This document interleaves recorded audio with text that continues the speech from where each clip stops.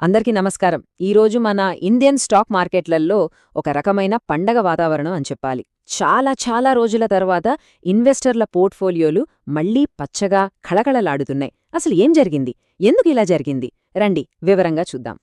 అవును, కరెక్ట్గానే చూస్తున్నారు. మార్కెట్ ఏకంగా 1200 పాయింట్లు పెరిగింది. ఇది జస్ట్ ఒక నంబర్ కాదండి.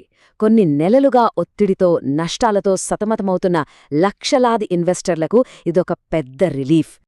సరే, ఇంతకీ ఇంత పెద్ద ర్యాలీ అది ఒక్క రోజులో ఎలా సాధ్యమైంది?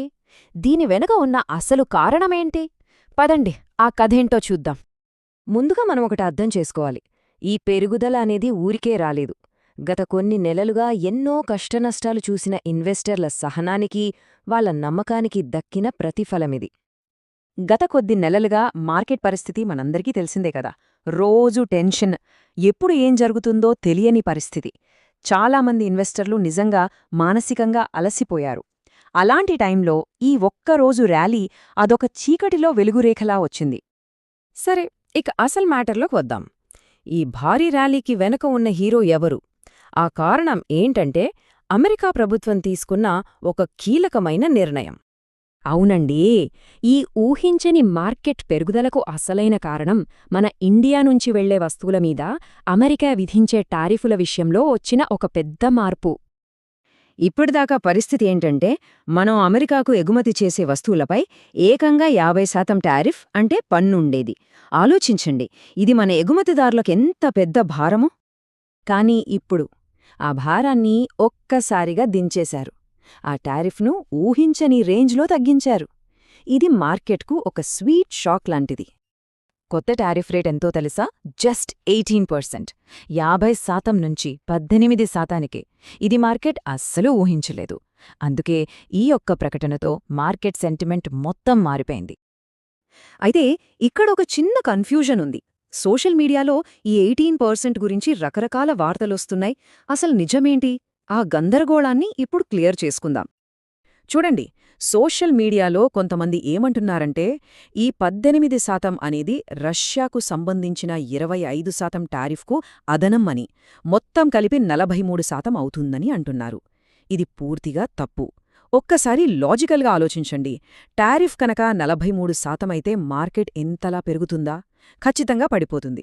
సో వాస్తవమేంటంటే మొత్తం 50% టారిఫ్ను కేవలం 18%కి తగ్గించారు. మార్కెట్ రియాక్షనే దీనికి అతిపెద్ద ప్రూఫ్. ఇక్కడ మనం గుర్తుంచుకోవలసిన ఒక సింపుల్ లాజిక్ ఉంది. మార్కెట్ ఎప్పుడూ నిజం వైపే ఉంటుంది. ఒకవేళ అది బ్యాడ్ న్యూస్ అయితే మార్కెట్ పడిపోతుంది, గుడ్ న్యూస్ అయితే పెరుగుతుంది. ఈరోజు మనం చూస్తున్న ఈ 1200 పాయింట్ల ర్యాలీనే మనకు క్లియర్గా చెబుతోంది, ఇది చాలా పెద్ద పాజిటివ్ న్యూస్ అని.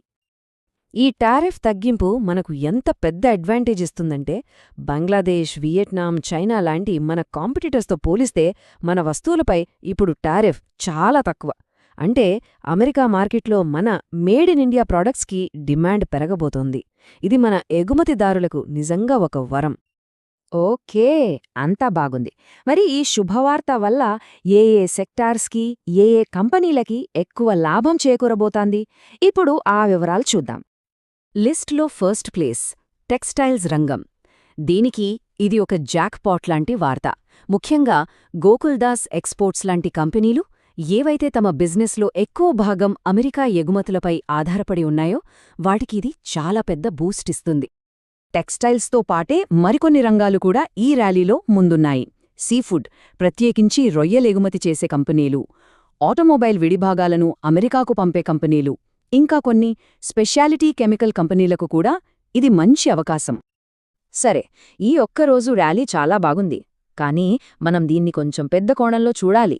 ఈ ఒక్క సంఘటన దీర్ఘకాలంలో మన ఇండియన్ ఎకానమీ గురించి ఏం చెప్తోంది?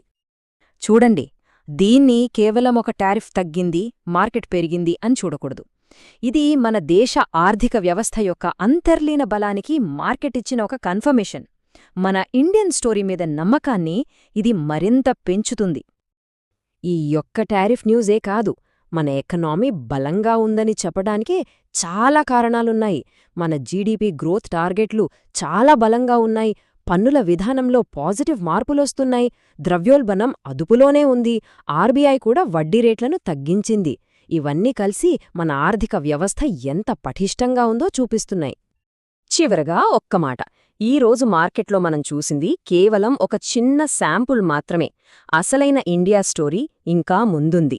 ఎవరైతే మన దేశ భవిష్యత్తుని నమ్మి సహనంతో పెట్టుబడులు పెట్టారో వాళ్లకిదొక మంచి బహుమతి. భవిష్యత్తులో మన మార్కెట్ల అసలు సత్తా ఏంటో ప్రపంచానికి తెలియనుంది. ధన్యవాదాలు.